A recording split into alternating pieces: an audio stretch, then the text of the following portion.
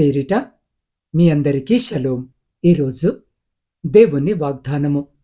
నేనే స్థితిలో ఉన్నానో ఆ స్థితిలో సంతృప్తి కలిగి ఉండ నేర్చుకొని ఉన్నాను. ఫిలిప్పీలకు రాసిన పత్రిక 4వ అధ్యాయము 11వ వచనము.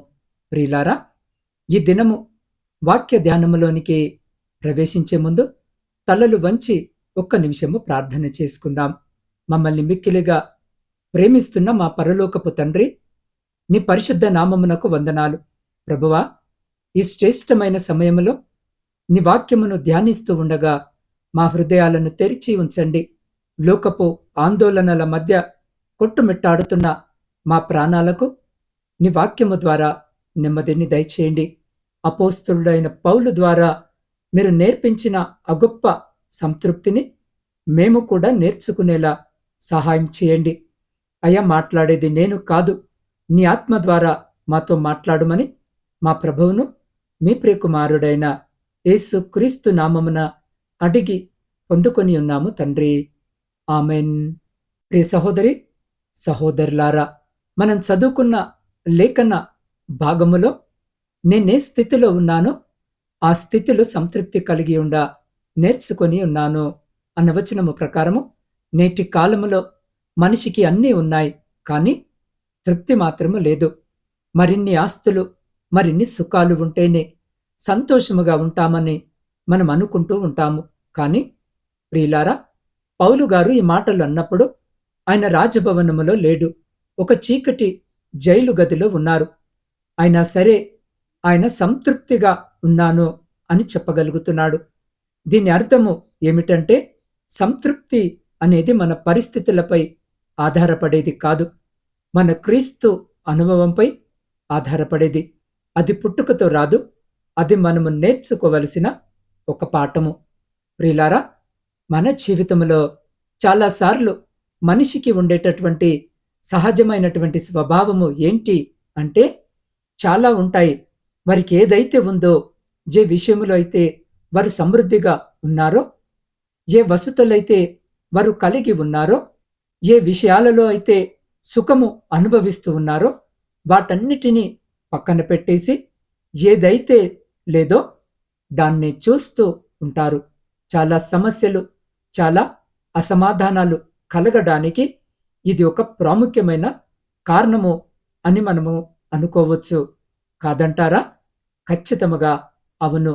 ఎందుకని అంటే, ప్రతి ఒక్కరము కూడా ఏ స్థితిలో ఉన్నామో ఆ స్థితిలో సంతృప్తిగా ఉండటము నేర్చుకుంటే చాలా సమస్యలకు అవి దారి తీయకుండా ఉంటాయి అనేది ఈరోజు జీవాక్యము వినుచున్న మనమందరము గ్రహించాల్సినటువంటి విషయము.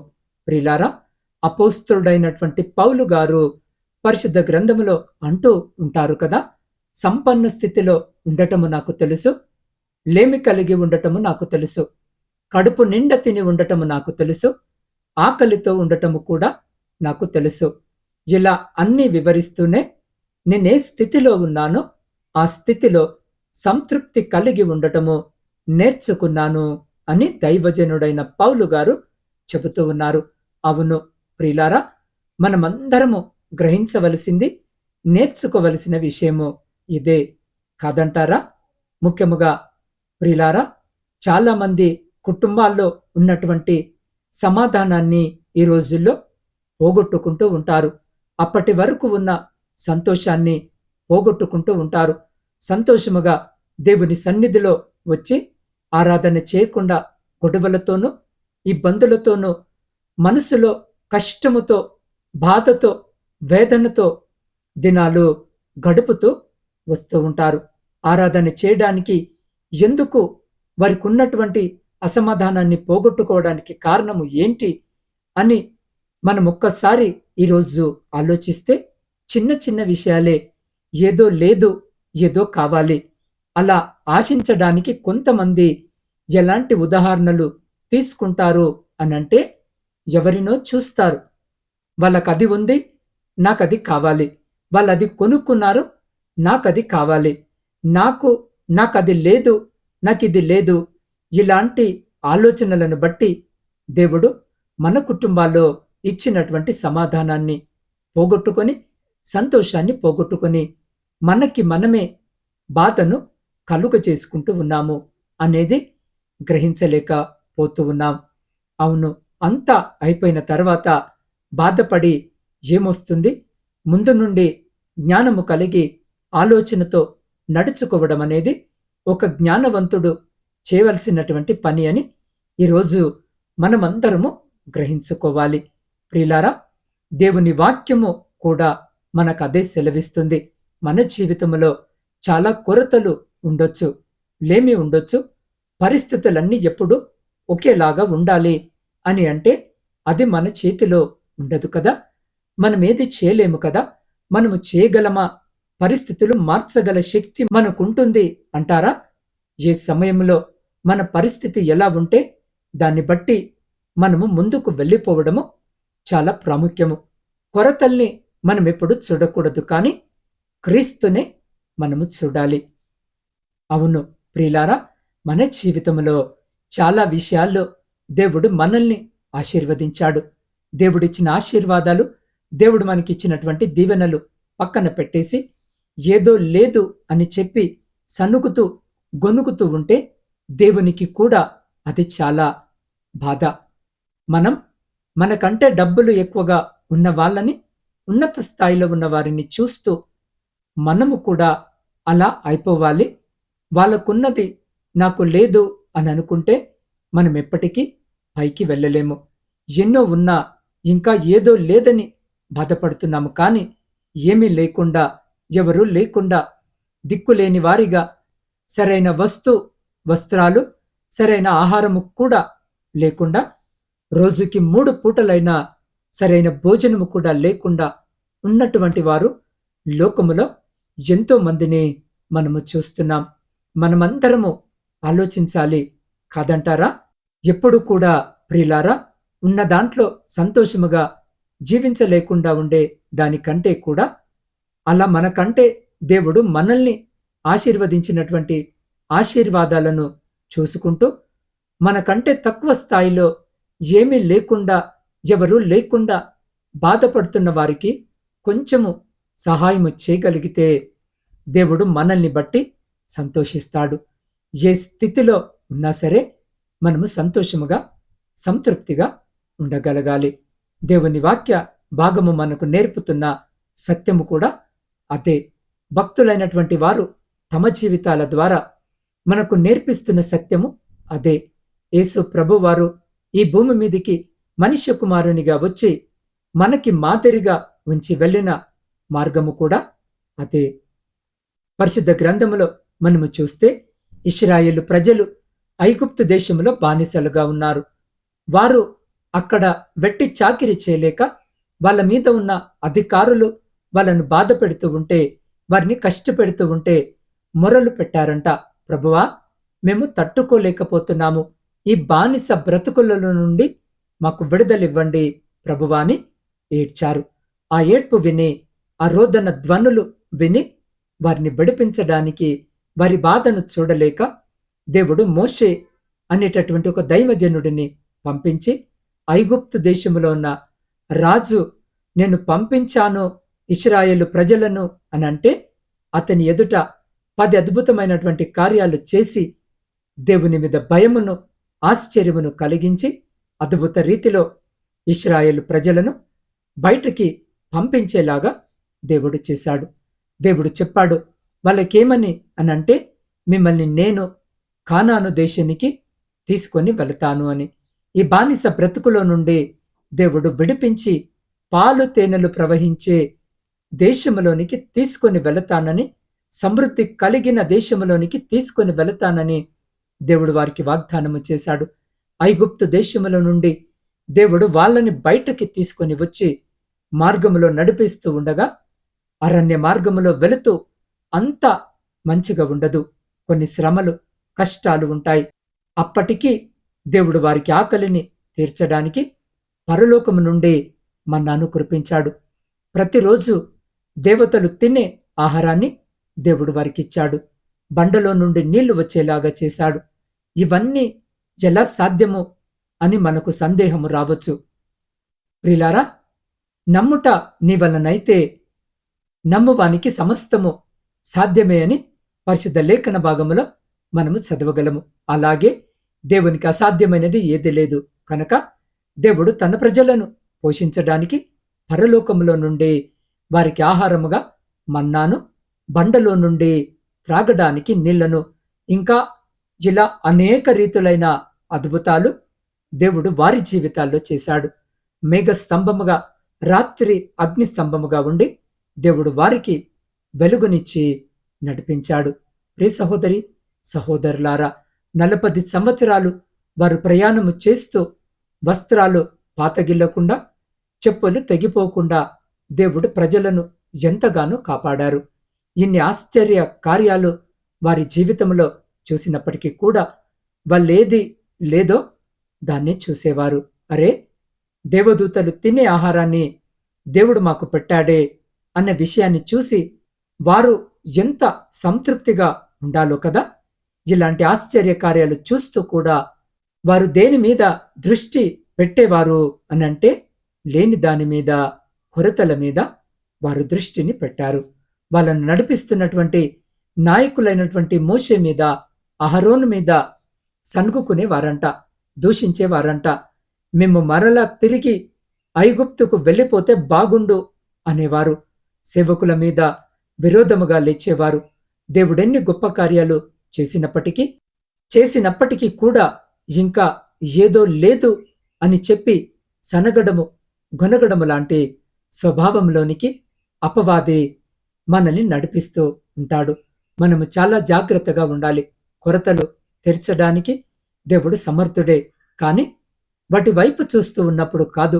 కొరతలు తీర్చగల యేసు క్రీస్తు ప్రభు వైపు చూస్తూ ఉన్నప్పుడు మాత్రమే సాధ్యము. అవును ప్రియ సహోదరి సహోదరుడా, సంఖ్యాకాండము 11వ అధ్యాయము 5వ వచనాన్ని మనము చూస్తే, ఐగుప్తులో మేము ఉచితముగా తినిన చేపలను, కీరకాయలను, దోసకాయలను, కూరగాయలను, ఉల్లిపాయలను, తెల్లగడ్డలను జ్ఞాపకమునకు వచ్చుచున్నవి. ఇప్పుడు మా ప్రాణము సొమ్మసిల్లెను. ఈ మన్నా కాక మా కన్నుల ఎదుట మరేమీ లేదు అని చెప్పుకొనరే అన్న వచనము ప్రకారము, రే సహోదరి సహోదరుడా, దేవుడిచ్చినటువంటి పరలోక మన్నాను ఎంతో సాధారణముగా కొట్టేశారంటే వాళ్ళు ఉల్లిపాయలు, తెల్లగడ్డల కంటే చాలా తక్కువగా ఎంచారు. అది దేవదూతలు తినే ఆహారము, దేవుడు అద్భుతముగా వారికిస్తున్నాడు అన్న విషయాన్ని, ఆ కార్యం యొక్క విలువను వాళ్ళు తెలుసుకోలేకపోయారు. వాళ్ళు ఏమంటున్నారు అనంటే, ఎందుకు భోజనము కోసము అది లేదు, ఇది లేదు, ఏదో లేదు, దేవుడిస్తున్నటువంటి పాలు తేనెలు ప్రవహించే దేశము వారి జ్ఞాపకాలలో లేవు. దేవుడు వారి జీవితాల్లో చేసినటువంటి ఆశ్చర్య కార్యాలు వారి జ్ఞాపకాల్లో లేవు. వారి ఆలోచనల్లో ఉన్న జ్ఞాపకము ఉన్నదంతా ఏంటి అనంటే, బానిస బ్రతుకులో తిన్నటువంటి ఉల్లిపాయల భోజనము. ఆ భోజనం ఇప్పుడు లేదు. దానికంటే శ్రేష్టమైనటువంటి మన్నా వారి జ్ఞాపకాలలో లేదు.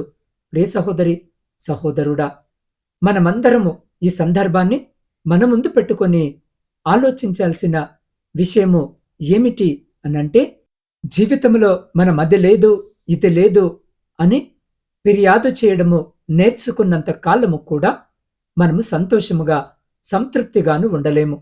ఏ స్థితిలో మనమున్నా ఆ స్థితిలో మనము దేవుని స్తుతించడము నేర్చుకోగలిగితేనే దేవుడు మన జీవితంలో ఇంకా కొరతలను తీర్చగలడు. కానా అనే ఊరిలో వివాహము జరుగుతూ ఉంటే, యేసయ్య ఈ భూమి మీద మనిషి కుమారునిగా ఉన్నప్పుడు ఆ వివాహానికి ఆయన్ని కూడా పిలిచారు. అక్కడ పెండ్లి విందులో ద్రాక్షరసము కొరతగా మారింది. మనందరికీ సందర్భము తెలుసు. ఆ కొరతలను చూడలేదు, ఆ కొరతలను బట్టి సనుగుకోలేదు, గొనుక్కోలేదు. ఎవరు లేదు అని చెప్పి దాని గురించి విరోధముగా మాట్లాడలేదు. వాళ్ళేమి చేశారు అనంటే, యేసు క్రీస్తు ప్రభువారి తల్లి అయిన మరియ వచ్చి ఆయనకి చెప్పింది. అంతే. మన జీవితాల్లో కూడా ప్రియ సహోదరి సహోదరుడా, చాలా కొరతలు ఉంటాయి. ఇది జరిగితే బాగుండు అనే విషయము చాలా ఉంటాయి. వాటన్నిటినీ తీసుకొచ్చి యేసయ్యకి చెప్పడము, అన్ని చేతులకు అప్పగించడము, ప్రార్థనతో సమస్తము ఆయనకివ్వడము తప్పితే, మన భారము ఆయన మీద మోపడము తప్పితే మనము సనగడము చేయకూడదు. సంతృప్తిగా ఉండాలి, సంతోషముగా ఉండాలి. ప్రియ సహోదరి సహోదరుడా, ఎప్పుడైతే యేసు క్రీస్తు ప్రభువారి తల్లి ఆయనకి విషయాన్ని చెప్పి అక్కడున్నటువంటి పరిచారకులతో చెప్పింది, యేసయ్య ఏది చెప్తే అది చేయండి అని, దేవుడు నీటిని ద్రాక్షారసముగా మార్చాడు. ఆ విందులో ఉన్నటువంటి కొరతను తీర్చాడు. ఆ వివాహములో అవమానము కలగకుండా అద్భుత కార్యము దేవుడక్కడ చేశాడు. ఆయన కొరతలు తీర్చగలవాడే. మనకే సమయంలో ఏది అవసరమో, ఎప్పుడు ఏది కావాలో, మనకెప్పుడు ఏది అక్కరగా ఉందో మన తండ్రికి తెలుసు.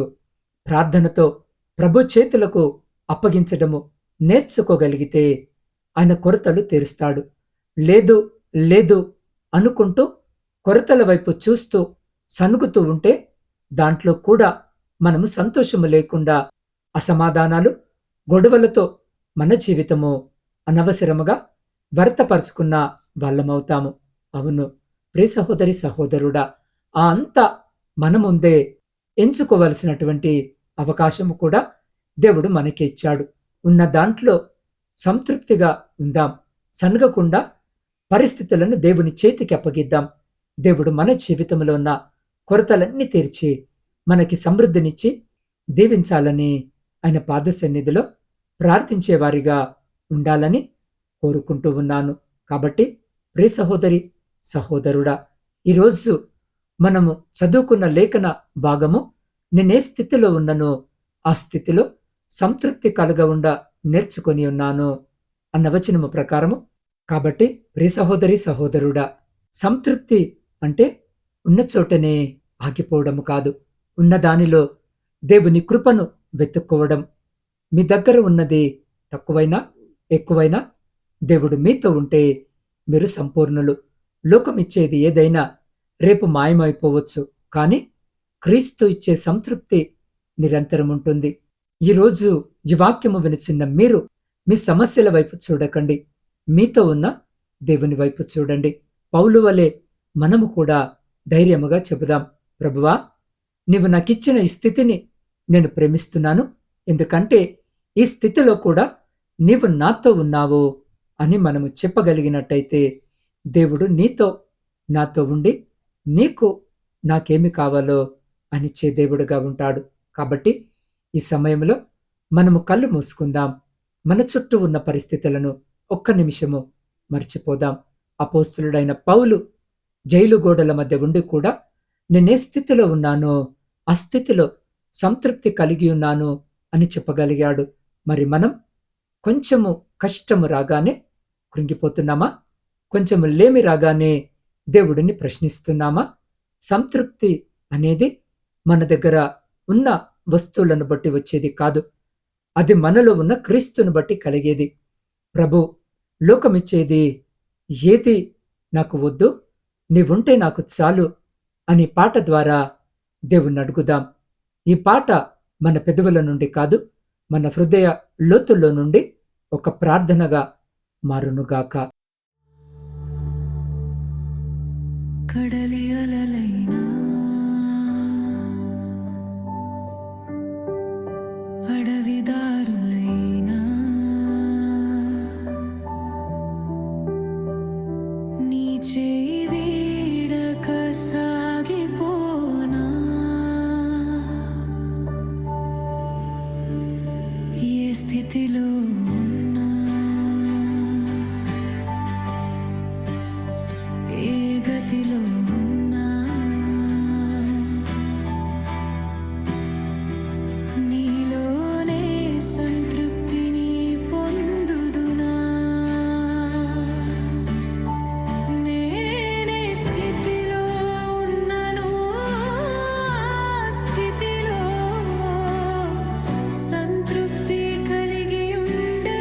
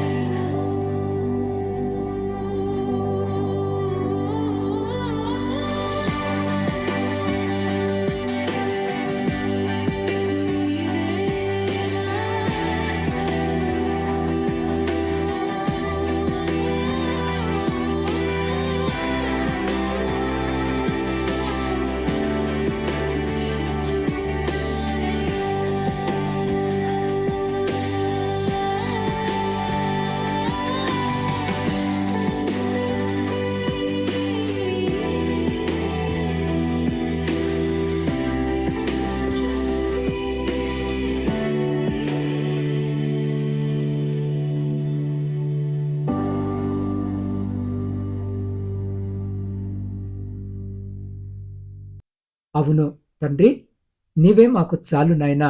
ఎవరైతే ప్రియ సహోదరి సహోదరుడా ఈరోజు నా జీవితంలో సమాధానము లేదు, నాకున్న పరిస్థితులు నన్ను భయపెడుతున్నాయని భారముతో ఉన్నారో ఒక్కసారి మీ హృదయం మీద మీ చేయి వేసుకోండి. దేవుడి రోజు మీతోనే మాట్లాడుతున్నారు.